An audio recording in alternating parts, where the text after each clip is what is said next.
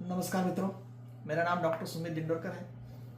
सबसे पहले आप सभी लोगों को अंतर्राष्ट्रीय महिला दिवस की बहुत बहुत शुभकामनाएं। आज इस अंतर्राष्ट्रीय महिला दिवस पर मैं ये जो वीडियो डाल रहा हूँ, इस वीडियो में हम लोग महिलाओं से संबंधित बीमारियों और उनके होम्योपैथिक ट्रीटमेंट के बारे में जानेंगे। सबसे पहले मैं बताना चाहूँगा कि होम्योपैथी में महिलाओं की बीमारियों से संबंधित सैकड़ों दवाइयाँ हैं। बीमारियाँ भी अलग अलग प्रकार की है, पीसीओडी से लेकर एंडोमेट्रियोसिस से लेकर इनफर्टिलिटी, है ना, मेंस्ट्रुएशन साइकिल का इरेगुलर होना, और भी ऐसे देखा जाए तो कई प्रकार की बीमारियां हैं। Leucorrhoea, UTI, breast tumours, benign और मैलिग्नेंट दोनों, cervical cancer, cervical tumours, cervical ulcers, ऐसे कई प्रकार की बीमारियां हैं। अब हर बीमारी के लिए अलग अलग वीडियोस बनाएंगे, पर अभी केवल आज महिला दिवस है तो किस प्रकार से महिलाओं को स्वस्थ रखा जाए और कौन सी ऐसी दवाइयाँ हैं होम्योपैथी की जो अधिकतर उपयोग में आती है इन बीमारियों के लिए, हम उस पर चर्चा करेंगे।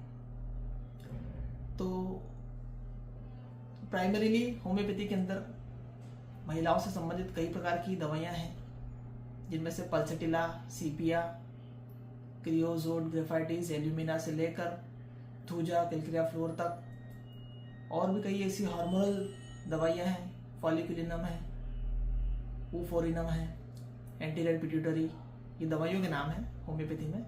इनसे दवाइयाँ बनती है, सारकोट्स कहलाते हैं ये। इस प्रकार की कई दवाइयाँ हैं।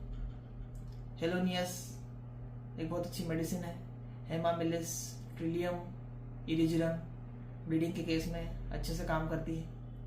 इन सारी दवाइयों को अच्छे से केस टेकिंग करके किसी होम्योपैथी डॉक्टर की सलाह से ही लेना चाहिए, क्योंकि हर दवाई का अपना डिटेल डिस्क्रिप्शन है।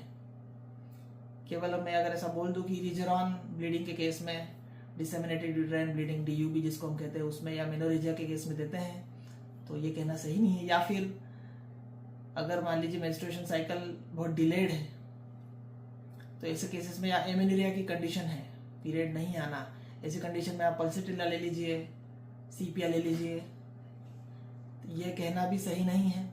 या फिर कहें कि पीरियड बहुत जल्दी आ रहा है, जैसे में साइक्लामेन ले लीजिए आप, तो ये इस प्रकार से सरसरी केवल 1-2 लक्षण के आधार पर दवाई सिलेक्ट कर देना, ये सही नहीं है। होम्योपैथी में बीमारियों के सिलेक्शन, बीमारियों को ठीक करने के लिए होम्योपैथी में patient as a whole treat किया जाता है। हम लोग कभी भी बीमारी को केवल अकेले देखकर दवाइयां नहीं देते हैं। पूरे पेशेंट का पेन पिक्चर, पूरा कॉन्स्टिट्यूशन, पर्सनालिटी देखकर ही उसके आधार पर दवाई सिलेक्ट होती है, जिसको हम लोग कॉन्स्टिट्यूशनल रेमेडी कहते हैं। सीपिया का अपनी पर्सनालिटी है, पल्सेटिला का अपना कॉन्स्टिट्यूशन है, लेकेसिस का अपनी पर्सनालिटी है, प्लेटिना इसका अपना पर्सनालिटी है, इग्निशिया की अपनी पर्सनालिटी है। हर मेडिसिन की अपनी अपनी पर्सनालिटी है। नेक्टरम्यूर फीमेल अलग होती है, नक्स वोमिका फीमेल अलग होती है, आर्सेनिक एल्बम फीमेल अलग होती है। तो इनके अकॉर्डिंगली दवाई हमेशा दी जाती है, पर्सनालिटी को ध्यान में रखकर। साथ में एंटीमाइजमेटिक दवाइयाँ भी बीच बीच पे दी जाती है। इंटरकरेंट रेमेडीज के रूप में भी कई दवाइयाँ दी जाती है। कई दवाइयों के आपस में रिलेशन रहते हैं कि नक्स वोमिका के बाद में कौन सी मेडिसिन अच्छे से काम करेगी, या सल्फर देने के बाद में जैसे नक्स वोमिका अच्छे से काम करती है, सल्फर के बाद कैल्क्रिया नहीं देना चाहिए, सब बुक्स में लिखा हुआ है। इस प्रकार के कई रिलेशन से आपस में दवाइयों से रिलेटेड, उनको भी बारीकी से ध्यान रखते हुए हम लोगों को होम्योपैथी में दवाइयों का सिलेक्शन करना पड़ता है। अब मैं बात करता हूं कि महिलाओं के स्वास्थ्य से संबंधित बात करता हूं। सबसे बड़ा कारण है महिलाओं के बीमार पड़ने का, ऐसे तो कई कारण हैं, पर मैं कुछ खास कारणों पर बात करूंगा जो मुझे ऐसा लगता है कि मेरे पिछले 18 वर्षों की प्रैक्टिस के दौरान जो मुझे एक्सपीरियंस मिला है उस बात का। सबसे बड़ा मेन कारण है कि महिलाओं को व्यायाम करने के लिए समय नहीं मिल पाता। लैक ऑफ एक्सरसाइज, ये सबसे बड़ा कारण है। मॉर्निंग वॉक हम लोग महिलाओं को रिकमेंड करते हैं कि आप करें, बट सुबह महिलाओं को जनरली समय कम मिल पाता है। काम रहता है कि हस्बैंड ऑफिस जा रहा है ना, बच्चे स्कूल जा रहे हैं, और भी सुबह के कई काम रहते हैं, नाश्ता बनाना है। तो ऐसे समय में मैं सलाह देता हूँ महिलाओं को कि आप लोग शाम को वॉक पर जाएं। शाम को जो 5 से 7 के बीच का समय रहता है, इस समय अधिकतर महिलाओं को थोड़ा सा आधे घंटे का फ्री समय मिल जाता है। तो फास्ट वॉक करना है, केवल 15 मिनट का। 15 मिनट का fast walk is more than enough for them. Running jogging करें तो बहुत अच्छी बात है, बट अगर केवल फास्ट वॉक करेंगे तो बहुत अच्छे से काम हो जाएगा। एक्सरसाइज और एक्सर्शन में अंतर होता है। कई महिलाएं बोलेंगी कि सर हम लोग तो घर में ही हमारा व्यायाम हो जाता है, बट वो व्यायाम में काउंट नहीं होगा, वो एक्सर्शन में काउंट होगा। एक्सरसाइज के बाद हमेशा फ्रेशनेस फील होगी और एक्सर्शन के बाद हमेशा थकान महसूस होगी। ये सबसे बड़ा अंतर है। तो एक्सरसाइज करना है, लैक ऑफ एक्सरसाइज, ये सबसे बड़ा कारण है महिलाओं की बीमारी होने का। साथ में कुछ प्राणायाम भी ऐड करें। कपालभाति, अनुलोम विलोम, योगासन के अलग अलग पोजेस है, अलग अलग स्ट्रेचेस हैं। हमारा भारतीय योग शास्त्र बहुत महत्वपूर्ण है, जो कि महिलाओं के स्वास्थ्य के लिए से संबंधित कई डिफरेंट आसन बताता है।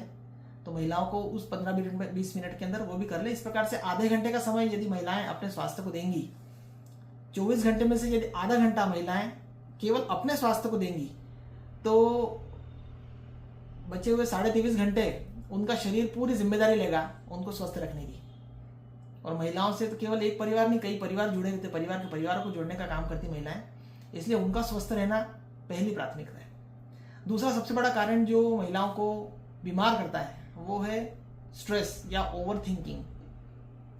चूंकि मैंने दोनों नाम कहे हैं, बट दोनों में बहुत बड़ा अंतर है। स्ट्रेस कई बार रियल हो सकता है और कई बार खुद बनाया हुआ स्ट्रेस भी हो सकता है, जो ओवर थिंकिंग के केस में होता है। तो इन चीज़ों से भी दूर रहने के लिए महिलाओं को बहुत बड़ी आवश्यकता है। इसलिए एक्सरसाइज भी करें, क्योंकि एक्सरसाइज करने से हैप्पी हार्मोन सिक्रीट होते हैं और सैडनेस, डिप्रेशन, टेंशन ये कम होता है। तो एक्सरसाइज भी इस चीज़ का एक सॉल्यूशन है स्ट्रेस का। ओवर थिंकिंग के लिए व्यक्ति को, महिलाओं को खुद को ही मेडिटेशन करके शांत रहना सीखना पड़ेगा। और किस प्रकार से चीज़ों को इग्नोर किया जाए, किस प्रकार से नो बोलें। नो, आपको कोई सी चीज अगर थोपी जा रही है या कोई सी चीज कही जा रही है, तो उसको किस प्रकार से हम लोग इग्नोर करके हम लोग हमारा काम करें, उस पर फोकस रहें, हमारे हेल्थ पर फोकस रहें, वो ज्यादा इंपॉर्टेंट चीज है। न्यूट्रिशन की कमी, ये तीसरा सबसे बड़ा कारण है भारत में महिलाओं से संबंधित बीमारी होने का। महिलाएं पति और बच्चों के स्वास्थ्य की तरफ और उनकी न्यूट्रिशन की तरफ तो ध्यान दे देती हैं, पर खुद के हेल्थ की तरफ कभी ध्यान नहीं देती हैं। इसलिए खुद का न्यूट्रिशन, जिसमें सब्जियां भरपूर मात्रा में होनी चाहिए, दाल, सैलेड, और साथ में यदि नॉन वेजिटेरियन है तो आप वो वाला ऑप्शन भी अपना सकते हैं। बट मैं प्रेफर करूंगा कि यदि आप वेजिटेरियन हैं तो वेजिस भरपूर मात्रा में लें। मीठे को थोड़ा सा कम रखें। एक्सरसाइज करके और सब्जियां ज़्यादा लेकर, फाइबर वाली चीज़ें ज़्यादा खाकर वेट को संतुलित रखें, क्योंकि ओवरवेट होने के कारण, फैट परसेंटेज ज़्यादा होने के कारण भी हार्मोनल इम्बैलेंस होता है, जो कई बीमारियों का कारण बनता है फीमेल्स में। तो इसलिए महिलाओं को ये भी ध्यान रखना है। मैं बॉडी शेमिंग की बात नहीं कर रहा हूँ कि आपका वजन ज़्यादा है तो लोग क्या बोलेंगे, नहीं। वजन ज़्यादा होने पर आपके शरीर में कई प्रकार की विकृतियाँ उत्पन्न हो सकती, कई प्रकार की बीमारियाँ पैदा हो सकती हैं। इसलिए महिलाओं को, इवन पुरुषों को भी, जहाँ तक हो सके अपने वजन को लिमिटेड रखना है। अनमैरिड गर्ल्स का वेट 45 किलो तक, 50 किलो तक मैक्स हो जाता है। और मैरिज के बाद में, प्रेगनेंसी डिलीवरी हो जाए उसके बाद में फीमेल्स का वेट 55 से लेकर 60, 61, 62 तक मैक्स, उससे ज़्यादा नहीं रहे। अन्यथा वो एक्स्ट्रा जो फैट परसेंटेज है वो कहीं ना कहीं हार्मोनल इम्बैलेंस क्रिएट करेगा। और हार्मोनल इम्बैलेंस के कारण पीरियड आगे पीछे हो सकते हैं, थायराइड्स के डिसफंक्शन स्टार्ट होते हैं, थायराइड ग्रंथियों के प्रॉब्लम्स क्रिएट हो सकते हैं। शुगर से लेकर कई प्रकार की बीमारियां हार्मोनल इम्बैलेंस के कारण हो सकती है। तो आज हम लोगों ने जाना इस वीडियो के अंदर कि महिलाओं के स्वास्थ्य के लिए क्या क्या चीज़ें महत्वपूर्ण हैं। और भी हम लोग आने वाली वीडियोस में कई बीमारियों के बारे में बात करेंगे महिलाओं से संबंधित, और उनके होम्योपैथिक इलाज के बारे में बात करेंगे। आप सभी को एक बार फिर से महिला दिवस की बहुत बहुत शुभकामनाएं। नमस्कार।